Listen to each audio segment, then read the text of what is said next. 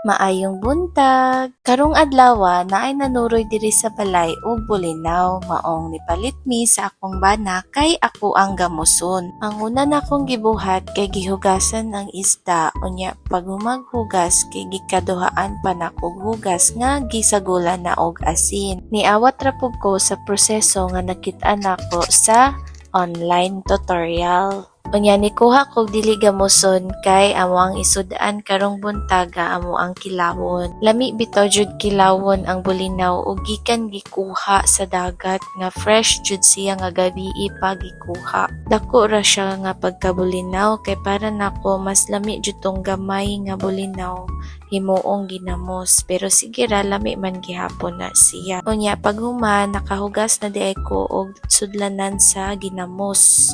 Mao ni siya ang akong sudlan unya ibutang nato ani ang mga bulinaw iniguman og butang kay ingon sila nga kung pila daw ang cup sa bulinaw maupod ang cup sa asin kaso wala man koy cup so akong kamot ang gihimong cup unya sa asin pod akong kamot pod ang gihimong cup.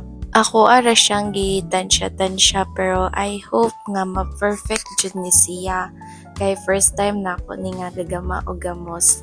Pero tigtan-aw ko sa una sa akong lola og magama siya ginamos giingani man pud niya maunang naka-idea lang pud ko nga basin sakto puning ako ang gibuhat. So ako ana siyang gihalo-halo ang asin ug ang bulinaw. Wala na ko nag-gloves kay mas lami man og ang imuhang naked jud nga kamot ang imong gamiton. Nanghunaw man pud ko limpyo man pud akong kamot maong okay ra.